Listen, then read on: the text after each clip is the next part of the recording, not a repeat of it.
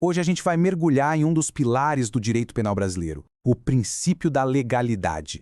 Ele é, na prática, a principal barreira contra o poder de punir do Estado e, por isso, uma garantia fundamental para todo mundo. Olha, tudo, mas tudo mesmo que a gente vai conversar hoje parte desta frase. Ela está logo no primeiro artigo do nosso Código Penal e também na Constituição. É a base absoluta, sabe? A viga mestra que sustenta toda a segurança jurídica em matéria penal no Brasil. Então, qual vai ser o nosso roteiro? A gente começa entendendo o que é e por que esse princípio existe. Depois, a gente vai destrinchar os subprincípios dele, dando um foco especial na reserva legal. Aí, vamos ver as consequências da lei ser escrita. E, para fechar, as exigências de clareza e necessidade da lei. Vamos nessa? Ok, vamos começar pelo começo. É fundamental entender direitinho o que é o princípio da legalidade e qual a verdadeira razão para ele existir. Para ficar bem fácil de guardar, podemos pensar no princípio da legalidade como uma soma, uma continha de mais. Ele é o resultado da junção de dois conceitos-chave: a reserva legal, que significa que só a lei pode criar crime, e a anterioridade, que diz que essa lei tem que existir antes do fato acontecer. E por que essa fórmula é tão crucial assim? Bom, por 3 motivos básicos.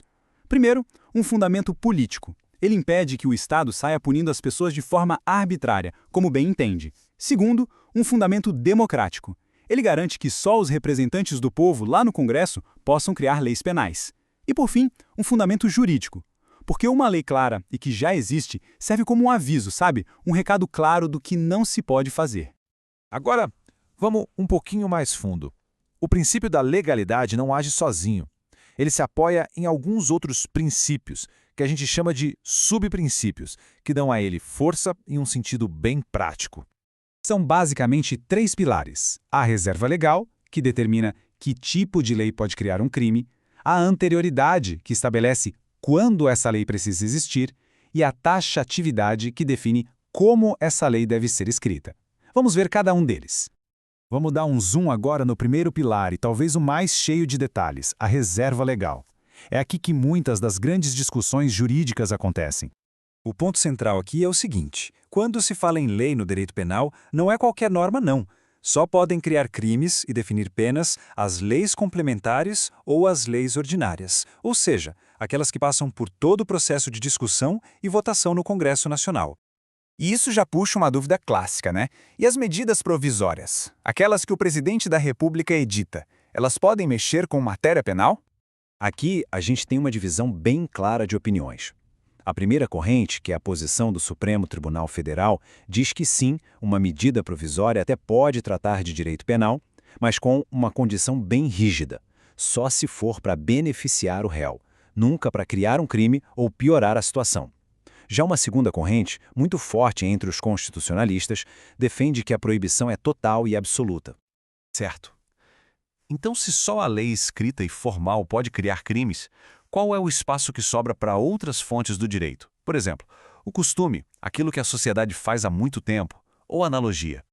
Para a analogia, a regra bem direta, a chamada analogia in malam partem, que seria usar uma lei parecida para prejudicar alguém, é completamente proibida. Não pode, ponto final. Agora, a analogia in bonam partem, que é usar essa mesma lógica para beneficiar, essa sim é permitida e bastante usada. E o costume? Vamos pensar no exemplo clássico, o jogo do bicho. Todo mundo sabe que é uma contravenção penal, está na lei. Mas, ao mesmo tempo, é uma prática super comum e socialmente tolerada em muitos lugares. A pergunta é: esse costume de tolerar a prática pode, de alguma forma, revogar a lei? E aqui, de novo, o debate é bom. Existem 3 posições principais. A primeira corrente diz que sim, o costume pode revogar uma lei que claramente perdeu o interesse social. A segunda diz que, olha, o costume não revoga a lei no papel, mas o juiz não deveria aplicá-la por falta de relevância social hoje em dia. E a terceira corrente, a mais formalista, afirma que lei só se revoga com outra lei. Portanto, para essa visão, o jogo do bicho continua sendo uma contravenção e quem pratica deve ser punido. Chegando na nossa reta final, vamos falar de 2 qualidades que a própria lei penal precisa ter para ser válida. Ela tem que ser certa e tem que ser necessária. Isso nos traz de volta ao subprincípio da taxatividade, que também é chamado de mandado de certeza. O que ele quer dizer? que a lei tem que ser preto no branco. O legislador precisa descrever a conduta proibida de forma muito clara e precisa, sem deixar espaço para interpretações vagas ou genéricas. O objetivo disso tudo é garantir previsibilidade. Qualquer pessoa tem que ter a condição de ler a lei e entender exatamente o que é proibido e o que é permitido. É uma proteção fundamental para a liberdade de todo mundo. E por último, a lei penal precisa ser necessária. Isso se conecta diretamente com o princípio da intervenção mínima. A ideia aqui é simples. O direito penal é a ferramenta mais forte e drástica que o Estado tem. Por isso, ele só deve ser usado em último caso, quando nada mais resolve para proteger os bens mais importantes da sociedade. Ok, reserva legal, anterioridade, taxatividade, intervenção mínima. Quando a gente junta todas essas peças do quebra-cabeça, qual é o resultado final? Qual é a grande mensagem por trás de toda essa estrutura? A resposta é esta: o princípio da legalidade é a alma do garantismo penal.